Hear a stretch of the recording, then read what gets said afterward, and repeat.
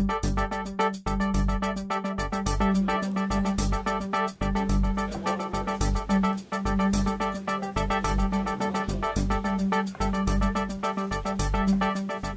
good to see such a good crowd here. People who care about democracy. Okay, welcome to this forum for the Minnesota State Senate District 35. The forum is sponsored by the League of Women Voters, ABC, which stands for Anoka, Blaine, Coon Rapids area. I'm Jerry Nelson, a voter service co-chair of the League of Women Voters, and I will be your moderator tonight. I'm a resident of Champlin, so I can't vote in this election, so I can be neutral. The League of Women Voters is an ambitious organization, 95 years strong. It does these things.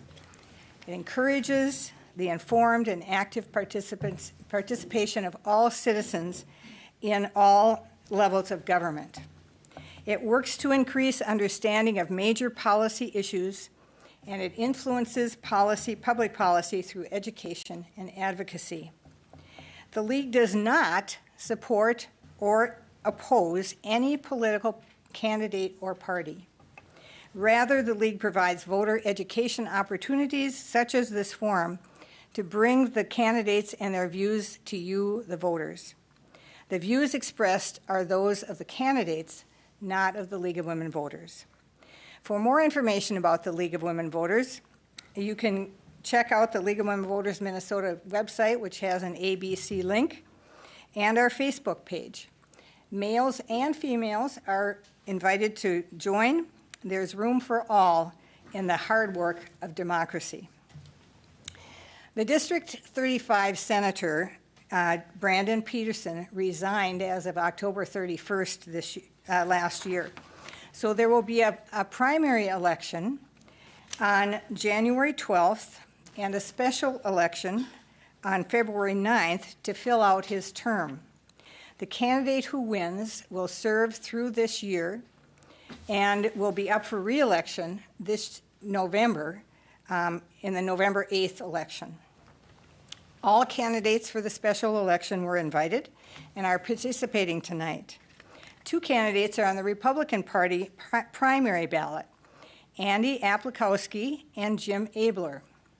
As a member of a major party, the DFL candidate, Roger Johnson, will also be on the primary ballot for January 12th. The candidate for the Legal Marijuana Now party is Zachary Phelps. He will be on the February ballot only because the Legal Marijuana Now party is a minor party, according to state statute. Oh, I was wondering why. We will start the forum with 4 introductory questions, which the candidates were given beforehand. Okay. Our first question, which we will start with Andy Aplikowski, is please start by describing your background and community involvement. Good evening, and thank you all for coming. I'm Andy Aplikowski, and I am the endorsed Republican candidate. I'm 40 years old and a lifelong Minnesotan. I moved to Anoka County in 2000. My bulldog Lugnut and I have lived in Andover since 2009. My wife Rachel and I got married in 2014, and we attend worship services in Northgate Church in Ramsey. My mom was a council member and mayor of Arden Hills, so I grew up around politics. Political involvement has been a passion of mine for 14 years. I've gotten to know most Republican legislators over that time from their campaigns. I'm also a third-generation small businessman with over 20 years of real-world small business experience. I worked my way up the ladder at my family's business, Lakeside Homes Incorporated. Today, I'm the general manager and responsible for 6 employees, 245 home sites, 600-plus rental customers, and keeping the business compliant. I've also served on the Blaine Park Board from 2005 to 2009. I'm a member of the Twin Cities North Chamber of Commerce and the Minnesota Manufactured Housing Association. Thank you. Jim Abeler. Well, thanks. And this is a minute? This is a minute. Okay. Well, first I want to thank the League for this forum and all of you for coming. This is the biggest forum I remember seeing, and I also want to thank them for this cool Iceland water. I brought my little, glacier stuff. This is pretty amazing, so it's pretty nice to have that there. I've been privileged to serve in the Minnesota House for 16 years. I've been privileged to live in a one of the greatest states and the greatest country in the world. And part of that responsibility I see is giving back where I can. And that's been an amazing experience. I practiced chiropractic in town 37 years, have 6 sons, been married 35 years just a couple days ago to a woman who puts up with me still, and that's pretty nice.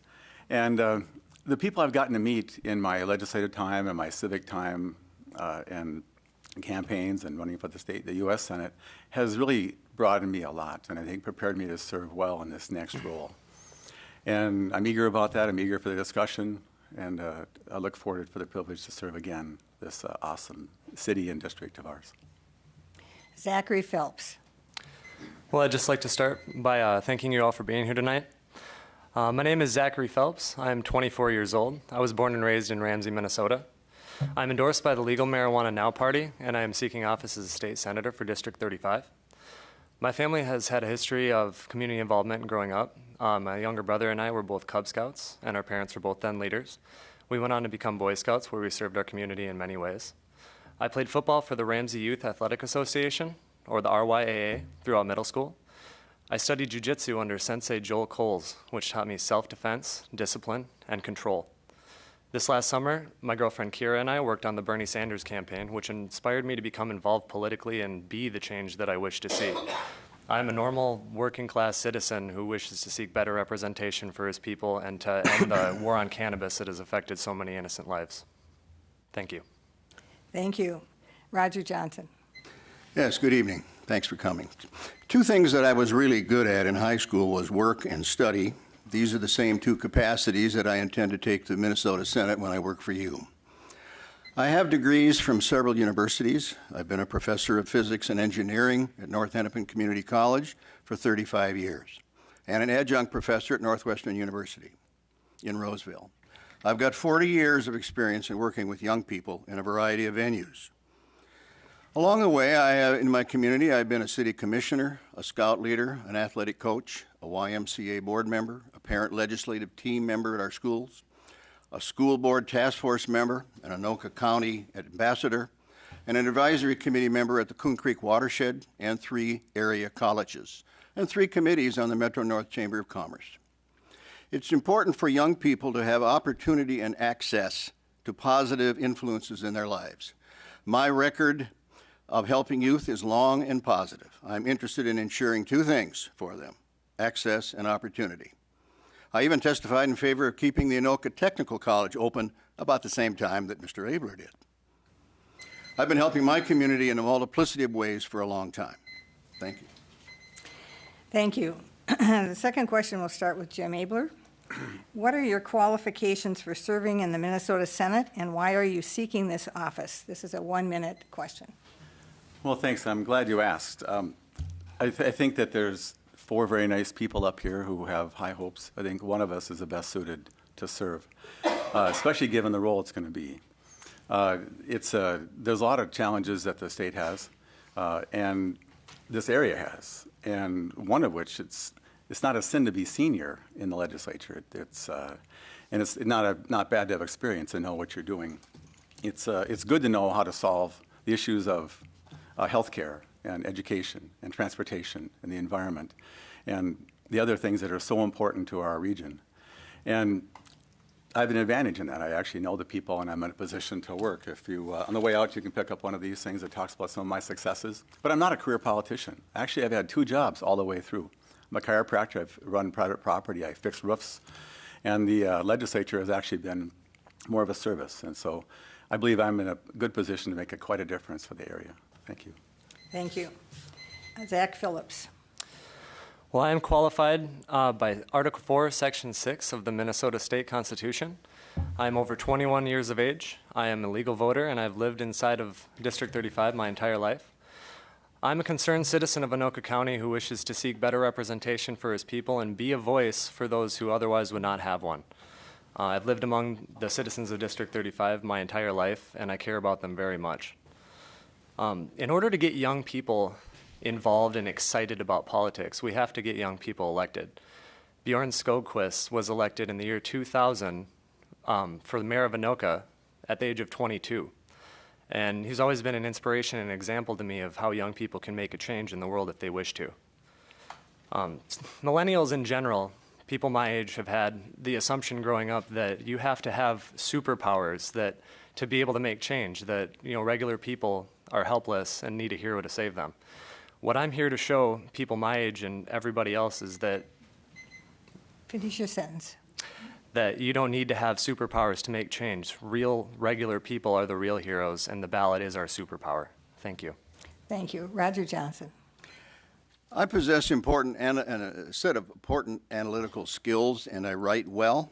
I have experience working with young people at many levels, in schools, in scouts, in athletics, in colleges, in clubs and organizations.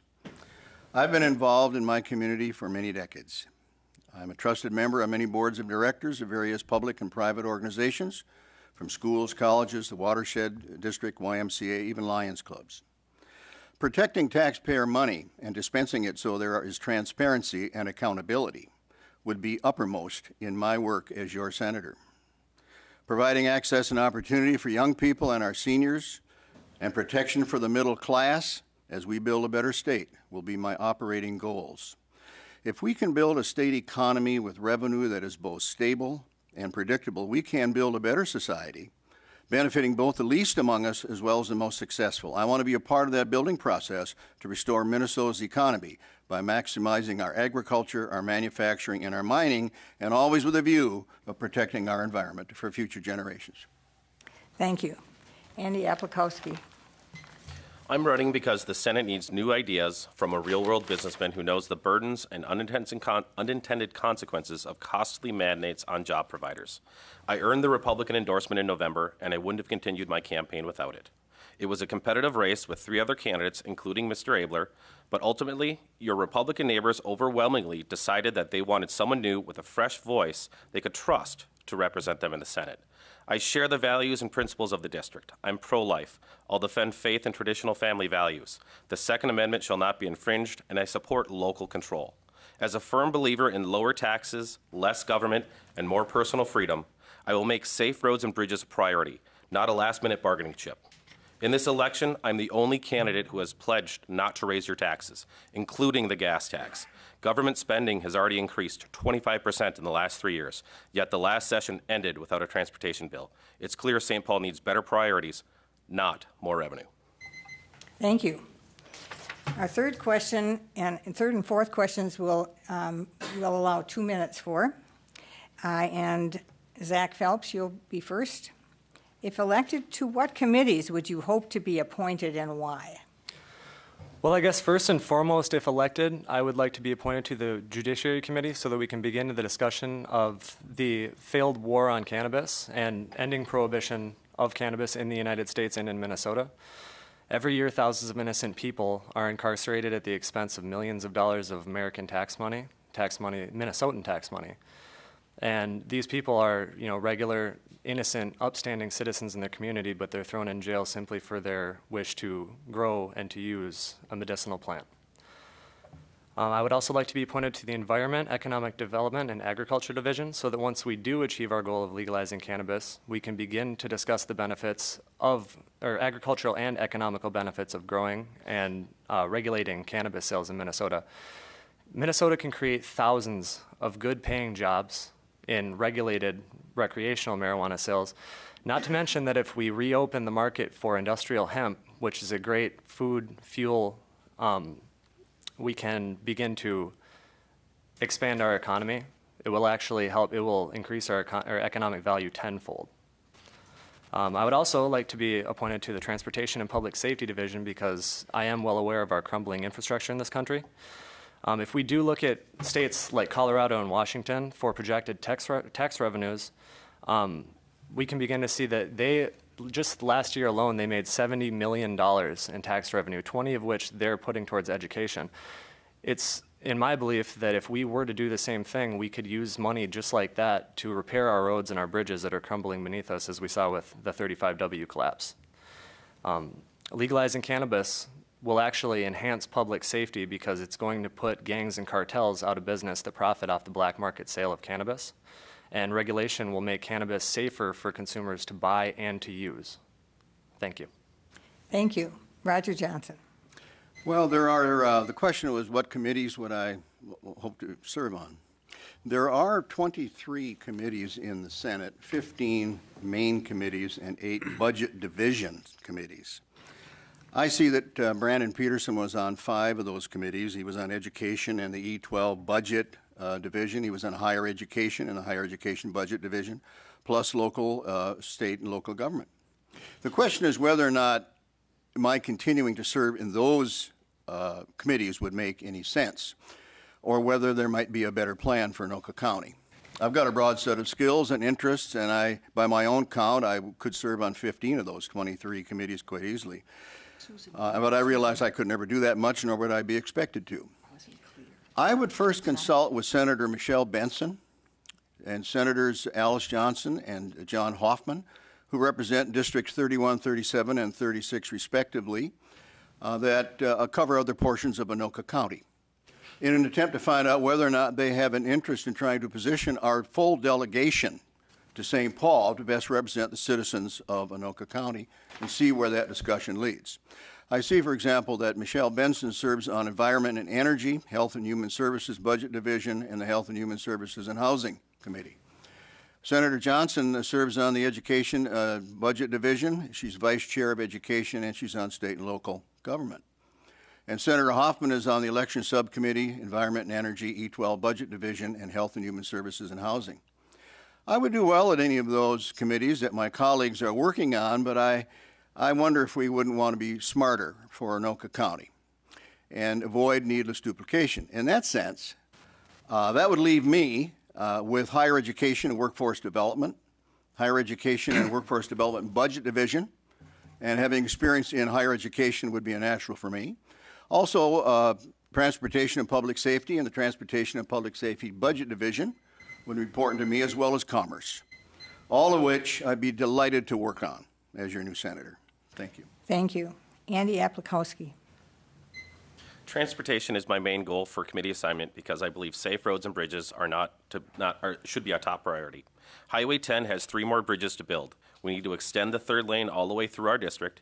We need 2 bridges at Hanson and Ferry for the railroad crossings, and we need to figure out how to solve the Highway 16947 gridlock going through Anoka. I have experience actually building roads. My business has over 2 miles of streets, sidewalks, and storm sewers. I've been through every step of planning, bidding, permitting, site prep, laying pavement, and final work for my company. I know what it takes to go from idea to actually moving dirt. The transportation bill is still on the table from last session. I think we need to secure funding from the general fund or other transportation sources to make sure we're not forced with the only option to pay for road capacity and bridge upkeep as an unsustainable and unreliable gas tax. This means we'll have to make some tough choices, but that is what a legislator is supposed to do. With a background in business, I'm well prepared from an entire working career of defining priorities and making difficult decisions in order to keep a business running. Addressing our transportation needs and resolving the funding problems will keep our economy driving in the right direction, literally. I would also like to consider the tax committee as a place to help the district. The surplus we have is because we've overcollected from taxpayers. Government has literally profited from workers' paychecks. Spending has gone up 25% in the last 3 years, and now politicians are trying to spend every last penny of the surplus. I think you should get some of it back, whether it's a property tax relief or reducing the overall tax burden. That's a conversation I want to be part of as your senator.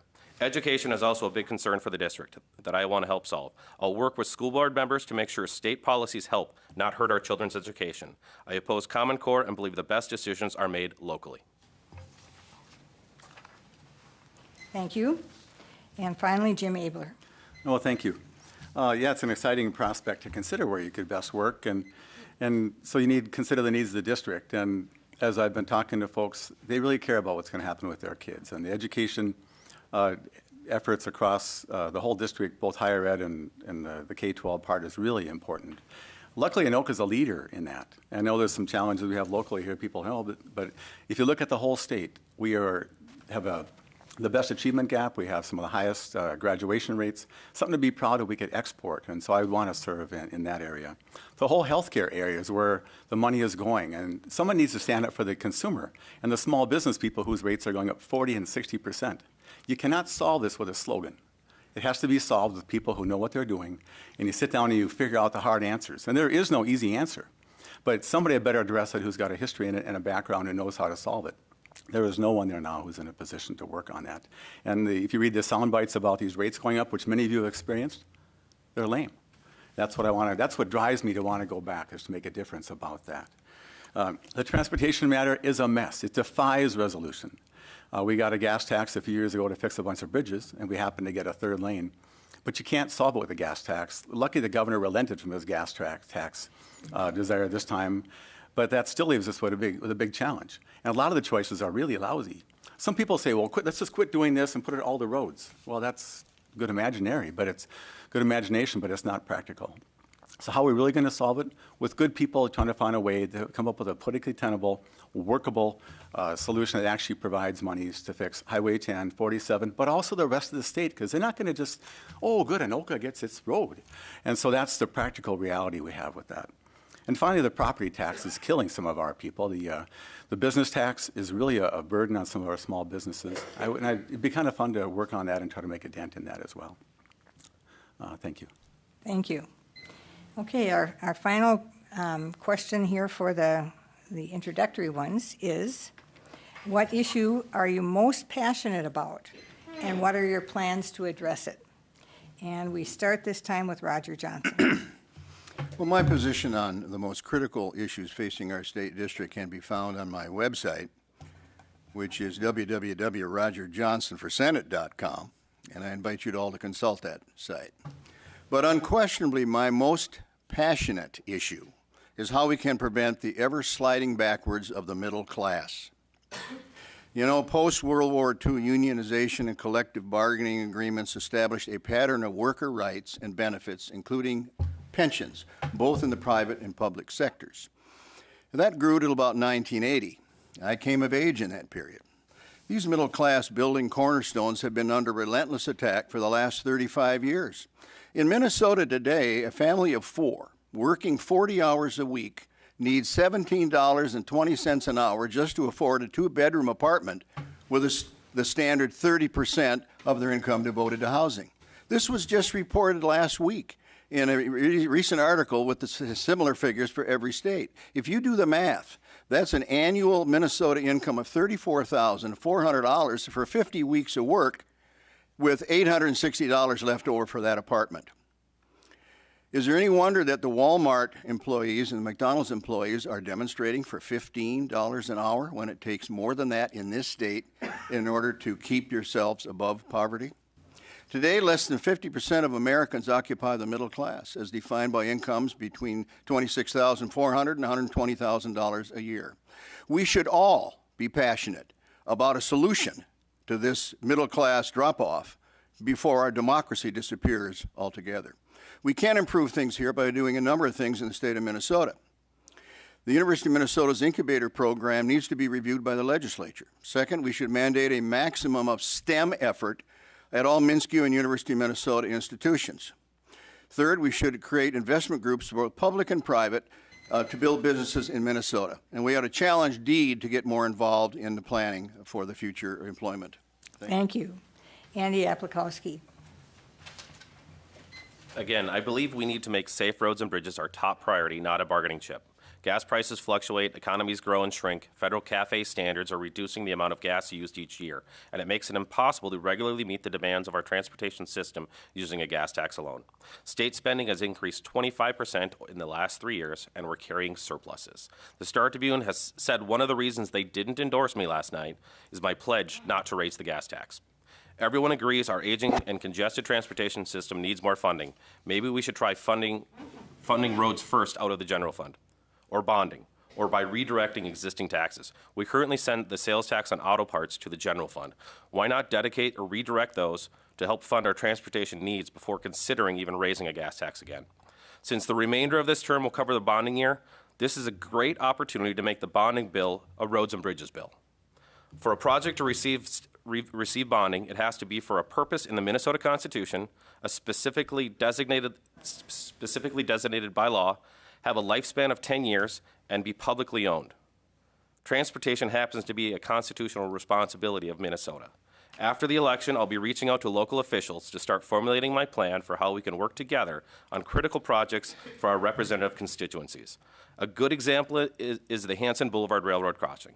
I would support its inclusion in the bonding bill out of concerns for my constituents. The crossing is a critical public safety issue and needs to be addressed before any more accidents or deaths happen. Going forward, my hope is I can encourage my fellow legislators to rethink the way we bond and focus exclusively on the things that actually meet the guidelines. Bonding projects should be long-term investments that meet crucial and immediate needs, not pork projects to help local and state politicians get reelected. Thank you. Jim Abeler. Well, thank you. If I had a single passion, it would be the people. I have had the privilege to travel across the state in my other Senate race, 14 months, 650 stops, and I got to see Minnesota. You know what they said universally? Can't you figure out ways to work together and get things done? And in my time of service, people were so mad sometimes, they actually almost called. But they wound up here to keep it off their back, and can you make it work? Can you make sure that my child who goes to my school district in my town that I pay taxes for at the end will succeed in the global economy? Can you make sure my business that I'm working 70 hours a week to make a modest income can just have a chance to succeed? And don't make it so hard with these silly rules and these unnecessary bureaucrats that put on forms that don't do anything. I've had a success at doing a lot of that. They say, can we be sure that we can enjoy a safe park, safe streets? Can we make sure that the bridges are going to be intact? Can we be sure that we get to enjoy quietly the life that people have died to give us? That's my passion. And so that's 100 topics. But if you remember, the genius of Minnesota is in the people. I was asked by a reporter, why is there a surplus? And people would say, oh, because we raise taxes. Oh, and it's a surplus despite raising taxes. And I thought, no, the answer is in Minnesota's resilient people. The fact that they can endure what happens to them from St. Paul and from Anoka and from the county put upon them, and they still thrive, they still keep their businesses going, they still raise their families. They get out of bed every morning at 6 or 8, and they go off to do their work, and they make a difference for their families and the neighbors. And Minnesota has become the envy of the country because of people like that. That's my passion, that's my drive. And I think when I was the chairman of the Human Service Committee, we had to cut some billions of dollars. I had 400 meetings. People came in, they said, let's do this, let's try that. I said, let's do that. The genius is in the people. We need to listen. That's what I'm going to do. That's what I have done in my time. Thank you. Thank you. Well, we've got a lot of audience questions here. We'll have 1 minute for each one. And the first one, I'm going to combine two questions here. What will your position be in providing health care for the most people? And have you ever and do you now support MNsure? Why or why not? And we will start. Oh, I'm sorry, Zach. I got it. Thank you. I had it myself. You need to just say, wait a minute, I still haven't talked. So you go ahead. Now, you kind of know what the next question is going to be. You can think about it. Yes, ma'am. Thank you, Jerry. So the issue that I am most passionate about is ending the failed policy of marijuana prohibition here in Minnesota and in the United States. Marijuana prohibition has had a profoundly negative effect on millions of Americans who are innocent, but are thrust into a system based on their, a system full of violent offenders, putting them in potentially dangerous situations, all for their wish to grow and cultivate a plant that is shown to have medicinal purposes. Marijuana currently is a Schedule I drug. Schedule I suggests that all drugs under Schedule I should have no medicinal purposes. Marijuana has been researched time and time again and found to have medicinal purposes, so in my opinion, it does not belong as a Schedule I drug, period. Ending prohibition will save Minnesota taxpayers millions of dollars every year to incarcerate these innocent individuals. In 1920, alcohol prohibition spread throughout the United States. What came in the wake of that was a massive organized drug empire that profited off the sale of black market alcohol. On top of that, with the coupling of overzealous prohibition agents and police officers and the general disrespect for a law that was deemed to be, not that no one wanted to follow because they disrespected it. Coupled with that, 1,300 people in the time of alcohol prohibition were killed. These are innocent Americans that simply wanted to consume alcohol like we still do day to day. By 1933, the general consensus throughout America was that alcohol prohibition was a failure and it was repealed. Today, we're seeing the same failed policy take place with marijuana. We have gangs and we have drug cartels that are profiting off the sale of black market cannabis. We have thousands and millions of dollars in tax money being spent to keep these people in prison. And I believe that we would all be better off as a whole if we legalized cannabis and decriminalized people that have gone to jail for so that we can begin to see a healing in our country. Thank you. Okay, so we're going to talk healthcare next, and I'll repeat the question. What would your position be in providing healthcare for the most people, and have you ever and do you now support MNsure? And Andy Aplikowski will begin. Start with the second one. Never supported MNsure. I opposed Obamacare from the beginning too. The way I think we provide health care for the most people is the way that we haven't really discussed yet. We're MNsure and the Affordable Care Act, they're talking about who's paying for the insurance, but no one's talking about why insurance and medical care is actually so expensive. And we really need to take a look at the causes for the skyrocketing prices in health care. Is it the doctors? Is it the hospitals? What is causing healthcare to get so incredibly expensive? It may not be. It may be something we can't deal with. But until we acknowledge why these costs are going up, we have to take a look at that. And simply forcing companies and people to have insurance without to buy a product that they doesn't solve the problem isn't the way to go. So I would follow the lead of people like Representative Dean and Senator Han and Senator Benson. Thank you. Jim Abeler. Well, thanks. And I worked with those three individuals. And, you know, the question is healthcare a government responsibility? They sure have messed it up. And the whole Obamacare thing, Affordable Care Act, on the Republican side, it's a swear word. On the DFL side, it's a religion. And when you have those kinds of polar settings, you cannot ever discuss it in a real way. The MNsure thing was forced through in a 100% Democratic vote, 0 Republican vote, the same as the Affordable Care Act in Washington. That is not the way to pass a law that's going to work. That's not the way to make something carry on Minnesota's proud tradition of good health care. Minnesota, when this whole thing started, had 7% uninsured. Now we have 5%. Most of those people were put on medical assistance, and the private market has decreased under the whole Affordable Care Act thing. So it's a mess. As a lead Republican, I tried to make a difference and fix it. They didn't listen to me. And so at the end, we all voted against it, warning about what might happen, and now we have this today. But I want to go try to actually improve it for the sake of the small businesses and those people who are being ravaged by those effects. Thank you. Thank you. Zach Phelps. Well, I think on the top, when it comes to healthcare, I believe personally that healthcare is a right to all human citizens. I believe that there's too many people nowadays who have such a difficulty even getting any type of health care, any type of, they're afraid to go to the doctor or to call an ambulance because they're so worried that they're not going to be able to afford it. I've talked to many individuals that live in Canada, and you'd be surprised that, the majority of them find it ridiculous that we still have to worry about how we get health care. They think it's ridiculous that we have to, go through all this trouble and all this waiting periods and then worrying if we can even afford it to be able to get health care, because there it's a right. If you get sick, you can go to the doctor, and I think that that's what you should be able to do, because if we're all healthier, we all do better together. Thank you. Thank you. Roger Johnson. I agree with Zach, All right. basically, but I'm going to say a few more things. Thank you, Roger.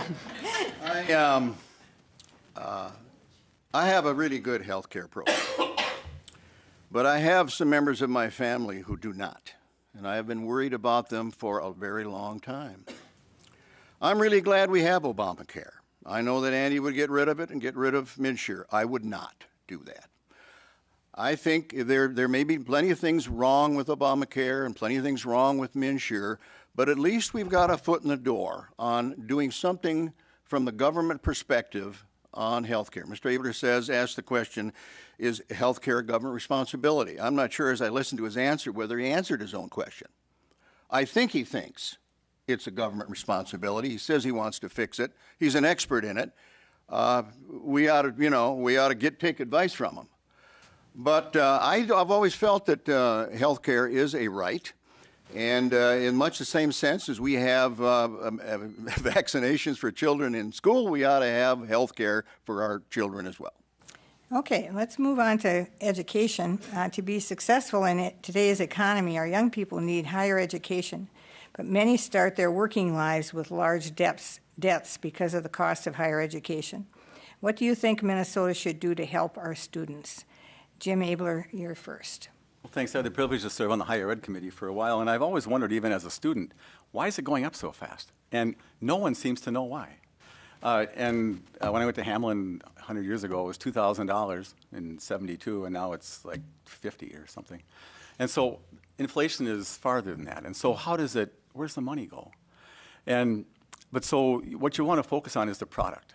Are the students actually, for whatever they pay, are they getting a product they actually can use that's going to make a difference in their future? Is it practical? Is it sensible?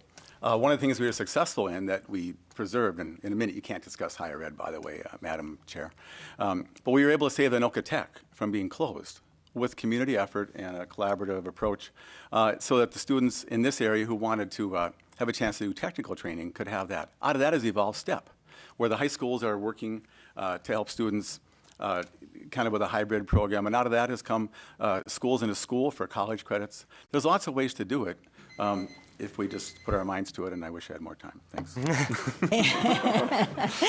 Zach Phelps. Well, I know I've said this a few times tonight, but I do think that the best thing we could do to increase the quality of our education here in Minnesota is to legalize cannabis. If we look at other models from other states, like Colorado and Washington, just last year, Colorado took in $70 million in tax money just off the sale and the regulation of cannabis alone. 20 million of that they were able to put towards education in their state. And I feel that if we had, the conversation always comes back to, do we have enough funds? Because obviously if we had all the money in the world, we would have the best education, we would have the best roads, we would have all of these things that we do not have at the moment. And I believe that if those funds were in place, if we could do something that other states have done that we have models to do, we could use that money, that extra tax money, to make education a success here in Minnesota. Thank you. Roger Johnson. Well, when I started teaching in higher education back in the 60s, there was a pact that the legislature had set that 1/3 of the tuition was going to be provided by the student and 2/3 was going to be provided by the state for our public universities. We have gotten away from that. In fact, we've turned that ratio completely around. We ought not to be proud. As proud as we can be of the state of Minnesota for a lot of reasons, we should not be so proud that we've allowed the tuition to rise to 2/3 being supplied by the student and 1/3 by the state. That ratio should be turned around. Will that be a tax revenue, tax expense issue? It certainly will. But I'd be in favor of turning that around because the question had to do with long-term debt. There are big jokes being made now about whether or not on your deathbed you can tell your spouse where the file is for what you owe still on your loans. That's ridiculous to go that way. Higher education is an important part of what we do in Minnesota. We should be proud of that, and we ought to try to do something to eliminate that debt. Thank you. Andy Aplikowski. Quickly, as I'm sitting here, I came up with 3 quick points. Going back to similar to healthcare, why is the cost of education going up? We're not addressing that. That's not part of the equation. On the national level, there's been talk about just forgiving student loans. I think that's unfair to the people who've been paying them over years, and it's not going to hold the colleges accountable that are letting these colleges and universities letting these tuitions skyrocket. I think another major problem that we have to consider, K-12 preparedness. We have people leaving with high school diplomas that can barely read and write, that aren't ready to be workers in the workforce, let alone go to college. Colleges are teaching remedial classes so that people can catch up so they can actually get that education. So they're paying for an unnecessary thing. And I think the other thing we have to look at as a society is consider more trade-oriented tracks of technical colleges and taking people and not forcing them, making them feel compelled and required to get a $100,000 student loan debt to be successful successful producer in society. Thank you.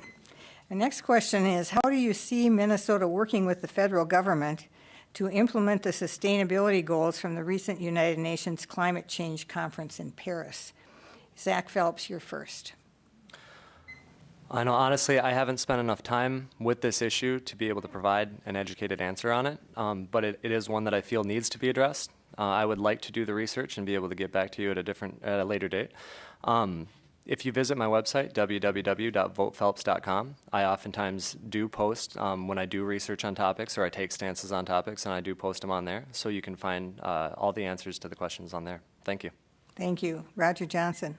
And there was a question about Minnesota working with, With the federal government on sustainability goals from the recent United Nations Climate Change Conference in Paris. well, you know, I know there's a document that's been released, and I have not read that particular document. I want my answer, however, to indicate that I would like to see our state take greater leadership in the area of renewable resources for energy, to get away from coal and even get away from natural gas if we can. I mean, there's no reason why, as a brain power state that we are, we cannot incubate the research that we're getting out of our universities to try to do more in all kinds of solar energy and renewable energy forms so that we can reduce our consumption of these fossil fuels and CO2 providing fuels into the environment. So I'm in favor of that kind of thing, improving our environment by using different forms of energy. In that sense, I suspect that my answer is that we ought to be able to work with the United Nations on sustainability issues. Thank you. Andy Aplikowski. First off, I want to say that as a conservative Republican, I believe we have to be good stewards of the environment. But when it comes to the United Nations passing a mandate down on us that was not passed into law, was not debated in Congress or debated at the state level, I don't see it as my duty to carry out those types of mandates. My oath of office will be to the United States Constitution, the Minnesota Constitution, and my constituents. And I will go to my voters and talk to them, and if they want me to do it, I will consider it. But based on what I know about this bill, I do not think that it is within my responsibility as a state senator to carry out that mission. Thank you. Jim Abeler. Well, thanks, and here we are discussing something none of us has read in probably the whole room. I'll predict that the agreement was something like this thick. The rules that will come out written by somebody behind a door will be this thick, and the interpretations will be litigated. And the idea of working with the feds in a friendly way, they're the king, we're the servants. And that's probably why I wanted to be a senator before, because I thought I could go make a difference, and maybe I was dreaming about that. But I think that there's got to be a way where Minnesota has already made great strides in some of our efforts for clean air and some of our renewables. And I believe we were punished for that in some of those standards.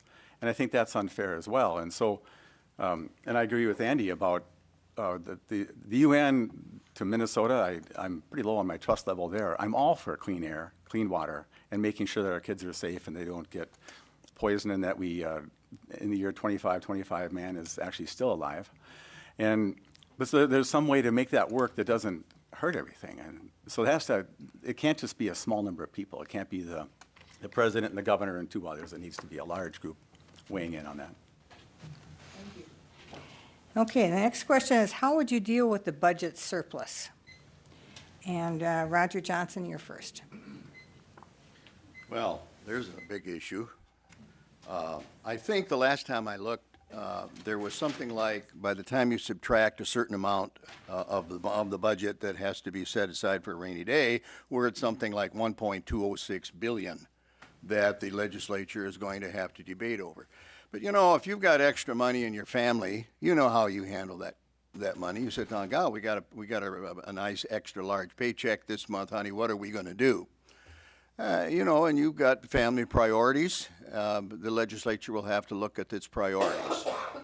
I think everything's on the table, whether it's higher education or better transportation or health care or whatever it is. I think we have to kind of take a look at what what the issues are that we face as a state, to prioritize those issues and use the budget accordingly. But I think we should not be ashamed that we have it. I think it's a sign of a good economy, a growing economy. We should be proud of that and hope that we can have a surplus like that every year. Thank you. Andy Aplikowski. Approximately $500 million, or 1/3 of that money, has to go into rainy day funds by statute. So we're talking approximately about that 1.2 level. I would support significant tax reform. Government surplus is actually a government profit. It's like going to the store and being charged too much and then just keeping the change. That's really the way you have to look at this. If we can't get significant tax reform, cutting statewide property taxes or other business taxes or something to help our economy, let families keep their money and spend it as they see fit. If we can't accomplish that in this legislative session, I would support using that surplus for one-time critical projects in roads and bridges across the state. We've got a lot of projects that are waiting for funding. There's $1.2 billion right there. Thank you. Jim Abeler. Well, I think we need to be prudent with how we look at our budget in the long view, and so often it's like throw 10 million here, here's 100 million for something, and you layer on programs. What I discovered when I was the chair in the human service world is that many of the programs that they've layered and they're not efficient anymore. It's like your refrigerator. Either you buy a new refrigerator or you sit down and you take everything out and reorganize it, and suddenly you have like 1/3 of our fridge left. Many of the state programs are like that. And they get a favorite, a champion, likes that particular program, you can't get rid of it, but it's a matter of consolidating and focusing on the needs of the people we serve. Frankly, the people aren't being served with some of the programs we have, so actually the surplus could be bigger. In terms of the money that that should be a continuing effort, and I've worked on that my whole time I was there. But I think we need to focus on the middle class, which is starving and being eradicated. The property tax part is I would work on that. I would, and I think that we should indeed put some money into the roads. Thank you. Zach Phelps. All right. Well, when it comes to the topic of budget surplus, I think that the best thing that we can do as a state right now is to hold on to it and save that money.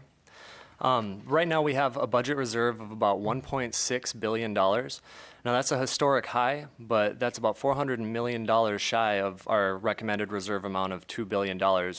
We keep that amount in place for things like economic disaster or natural disaster. So in the year 2000, when our government, or not the year 2000, I'm sorry, the year 2011, we experienced a government shutdown. What happened due to that is our general obligation bond rating was downgraded. So what that means is that due to our government shutdown, as Minnesotan taxpayers, you all are paying much more in interest on these on these general obligation bonds. So in 2013, we were upgraded to a stable AA1 bond rating. In 2015, we're upgraded to a positive AA1 or AA plus bond rating. What I believe is that we should hang on to this money and save it so that we have an opportunity to earn our AAA bond rating back so that we can avoid paying millions of dollars in interest every year. Thank you. Next question is, what do you see as a proper role of political action committees in Senate District 35?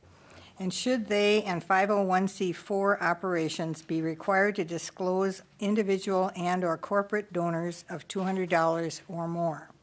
Andy Aplikowski, you're number one. Are these 1 minute?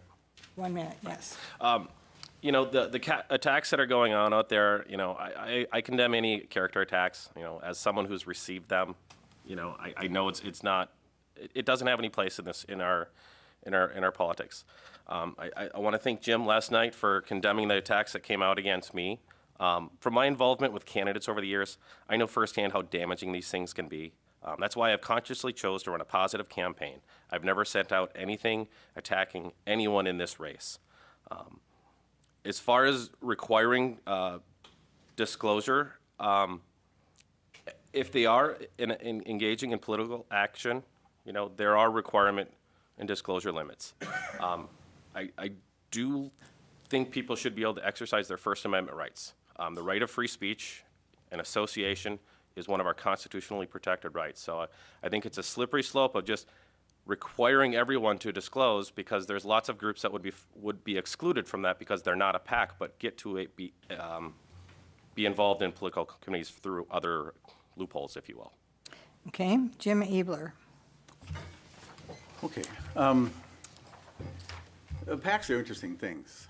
There is free speech, which people have died for. And do you realize it's okay to lie in these ads now? And it's been interesting. I've experienced some of those. And I'm made every effort to be gentlemanly about this whole thing. But it's amazing that you can lie and misrepresent a position, and that's considered fine. There was a court case that decided it was okay to lie in a campaign. And people do that and benefit by it on both sides of the aisle. And I find it appalling. I think that people who are benefiting by those kinds of attacks, by falsehoods, should also repudiate those. But both sides do it. They put ugly faces up, they make some statement, they took a picture of one of my colleagues at a parade, she was all sweating, and that's the picture. Like, really?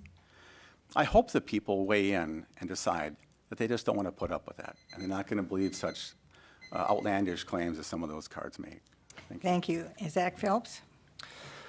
Well, I'd like to start out by saying that I do not agree with personal attacks. I think that far too often personal attacks are utilized in a way that it brings more attention to the way that a politician looks rather than his issues and, you know, the actual question at hand.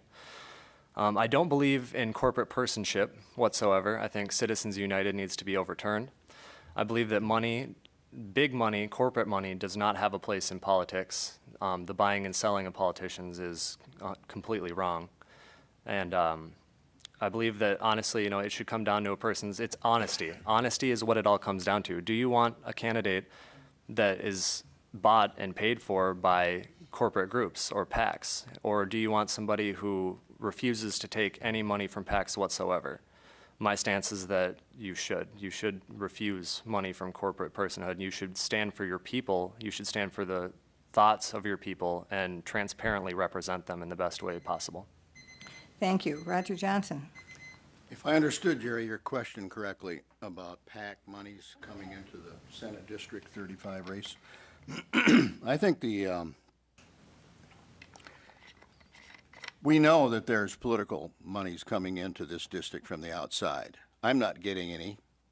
I suspect Zach isn't getting any.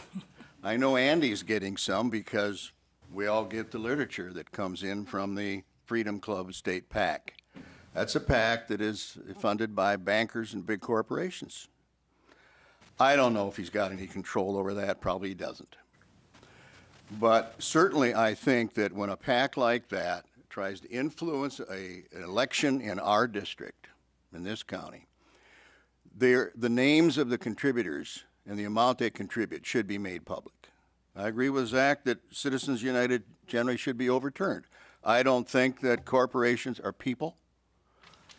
The source of funds should be made public, wherever they are. And I feel the same way about lobbyist money. Same way. Okay, next question. Could I respond to something that was said about me in that one? Yes. I have not received any money from the Freedom Club PAC. That is not true. Okay. What are your views on right-to-work legislation as proposed by people like Scott Walker and Paul Ryan? Jim Abeler, here, number one. I have concerns about right-to-work legislation. It sounds like it's the magic answer. And so if we could only get rid of these high wages, then we could save all this money and buy more stuff. It actually goes back to the whole idea of what organized labor is designed to do, which is to protect the working man from some wrong treatment by their employer. One of my friends worked 30 years at a company and was told in 5 minutes that he was now terminated. And they even took his phone away. And that's the sort of thing that those laws are designed to protect. And so if you ever want to change those things, you don't do it by pounding one versus the other. You find a way to work with these individuals who are benefiting and those who think it's an issue, and you can address it. There are ways to deal with some of the challenges and the inequalities that some of these topics have given, but the answer is not just to do it one side against the other. Thank you. Zach Phelps. Well, I will be honest in saying that the right to work policy is a law I haven't spent an entire lot of time with, but what I can tell you is I've always been pro-union. I know that Scott Walker has spent a lot of time expressing his views against unions and against union workers. And I just recently, I worked at a position where I work day to day with Teamster union workers. I believe that it's great to have an organization that fights for your rights as a worker, because I believe that's something that we still need. We need people to speak for us and to fight for us, and to make sure that we're getting the kind of representation that we need as a people. And the union, unions in general help to do that for their people. And I think that we need to see more of that. We don't, we don't need people fighting against unions. Thank you. Thank you. Roger Johnson. Well, the right to work legislation has been around for a long time, at least 40 years. It is designed to destroy the very unions who have negotiated contracts that have built the middle class. If you can destroy these unions by instituting, like Governor Scott Walker tried to do in Wisconsin, a right-to-work legislation, it's a right to work for less. It's a right to work without a contract. It's the right to work for whatever the employer decides he wants to pay. Now, I remember being hauled into federal court 40 years ago and testifying for 3 days on an effort that the Right to Work Society, when they came into the state of Minnesota and didn't like our fair share issues that were a result of PELRA legislation in 1971. And I was part of that movement that brought PELRA. I didn't do it all, but I was certainly in favor of it at that time. And because of my union activities, we had to go and testify in court and try to fight that legislation. So it's been around a very long time, and it isn't going to go away as long as the Koch brothers and the billionaires try to destroy unions through this kind of national legislation. Thank you. Andy Aplikowski. I'm not anti-union. I don't like middlemen. That's one of the things. Look at the cost of why things are so expensive. In the last couple of weeks, I've been out door knocking. I've knocked on over 1,000 doors in the district. I've hit a lot of union members out there. You know what they're upset about? They're upset that their union is picking sides in this race. So we talk about the corporate PACs trying to influence this race. Unions are too. They don't like seeing their union dollars working against people that they agree with on the issues. They're being told what to do. The versions of the right to work I've seen, I would consider supporting it. I'm not agreeing to support anything until I've actually read it, but what I've seen out there I do. And it's not that I'm anti-union, I'm pro-worker. I want that worker. If he wants to go and negotiate with someone for a job, he shouldn't have to pay someone else to do it for him. If they want to, they should be able to. It shouldn't be forced. That's why I disagree with it. That's why I would support right to work, that people could voluntarily join unions. Okay, I'm going to ask you to do a really quick answer to this one. I know it's because we're running out of time, but I want to get one more in at least before our closing statements. So this is, would you support opening the Polymet mine? And that could be a yes or a no, if you can, but I know it's sometimes hard to say just yes or no. So, Zach Phelps. I believe reopening the mine would be a job creator. I'm not for reopening it, simply because I don't feel that worker safety would be taken into consideration in doing so. Yeah, that's pretty much it. I would not agree with opening it, no. Okay, Roger Johnson. You want a short answer? Boy, that's the I toughest know. question for a short answer. From what I have heard so far, I would not open the Polymet mine. Okay, thank you. Andy Aplikowski, Yes. you would support opening it? Yes. Okay. Jim Abeler?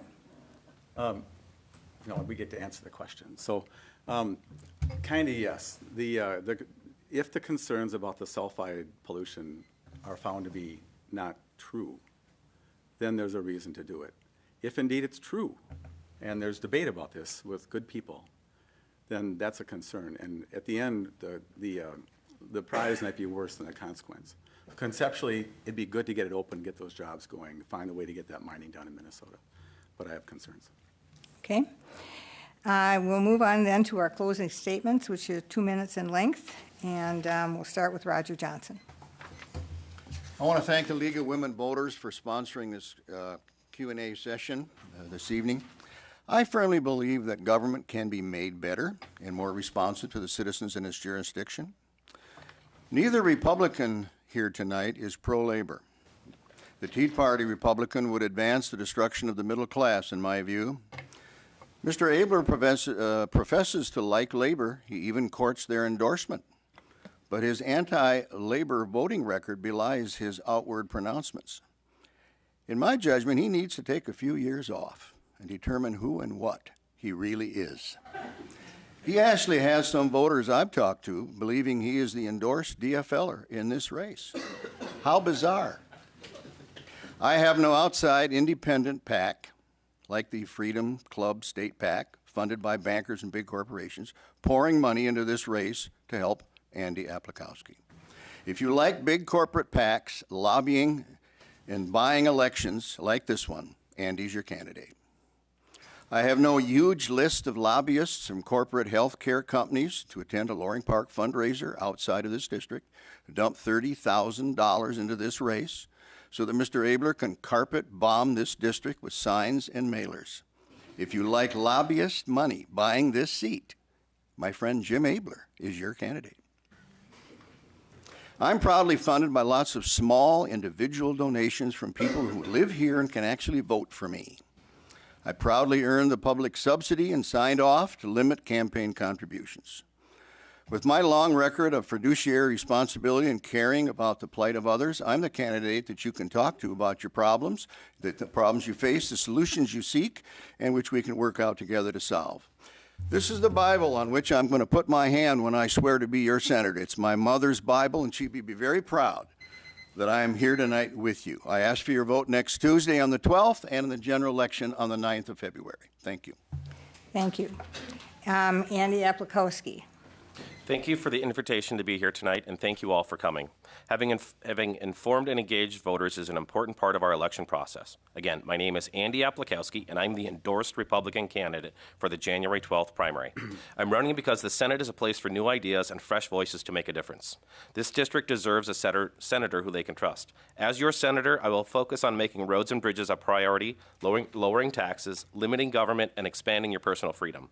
During and since the endorsement, I've also made a promise to the voters in this district about our values, so I want to take time to let you all know what they are right now. I will support our God-given inalienable rights of life, liberty, and the pursuit of happiness. I believe that life is a life, no exceptions.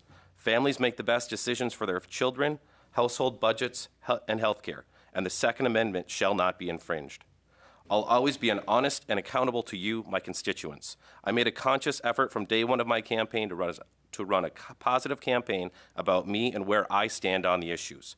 I was the first candidate to enter this race, and we're not running against any of these men sitting next to me here tonight. My campaign is funded by small donors, friends, family, and people that have known me for 20 years as a hardworking, passionate, conservative person who will not be perfect, but is willing to learn, listen, and do what is right. The Andy you see before you today is the senator that I will be, respectful, thoughtful, and principled. I earned the Republican endorsement in November because local Republicans trust me to be their senator. Again, I wouldn't have run without their support. I'm the endorsed Republican candidate, Andy Aplikowski. I'm hoping to earn your trust on January 12th.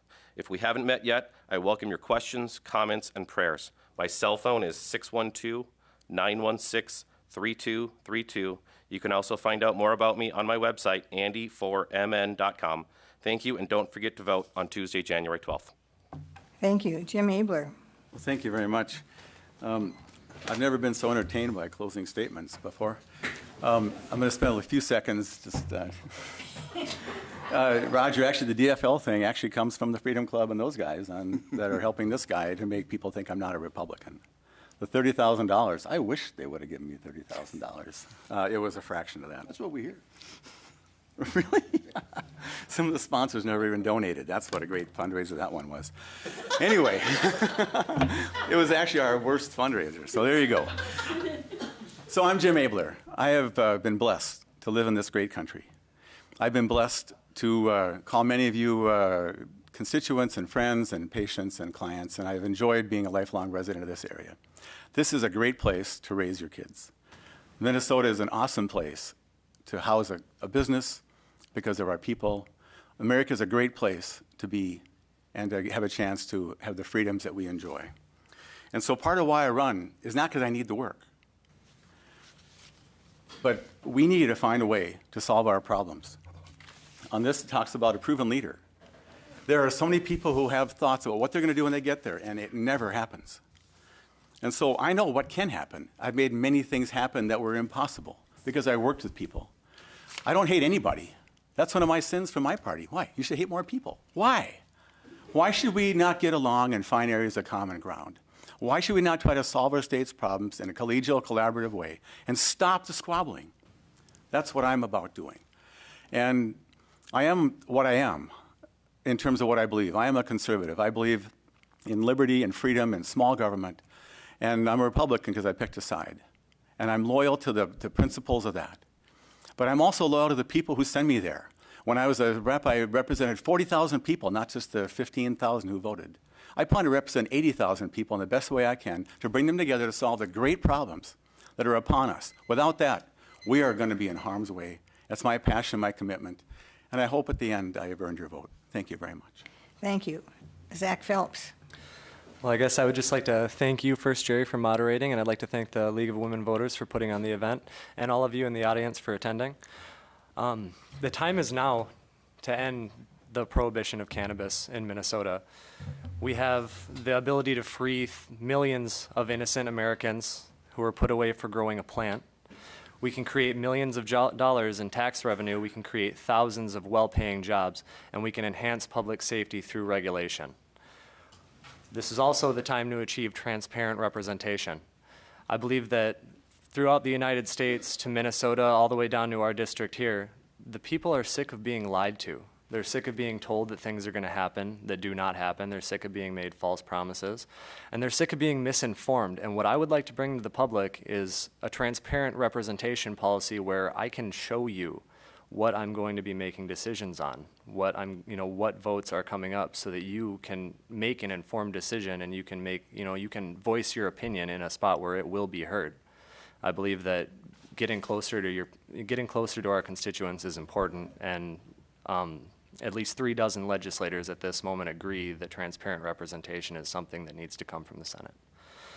Your vote for Zach Phelps on February 9th will mean a chance for thousands of innocent individuals to be freed from a system full of violent offenders where they don't belong. Your vote on February 9th for Zach Phelps will achieve transparent representation for the constituents of this district, and I look forward to an opportunity to serve you. Thank you very much. Thank you. I'd like to just try to clarify now what's going to happen in the next month. On January 12th, there's a runoff election, a primary election. And Andy Aplikowski and Jim Abeler are the main candidates running in that. Although Roger will be on the ballot, there's no opposition for him. So we'll eliminate one of these two, and so there will be 3 candidates then on the special election, which happens on February 9th. So I encourage you all to vote in both of those elections. And I'd like to thank the candidates tonight for your willingness to speak and to run for office. Our democracy depends on citizens like you stepping forward to serve all of the rest of us, and we thank you.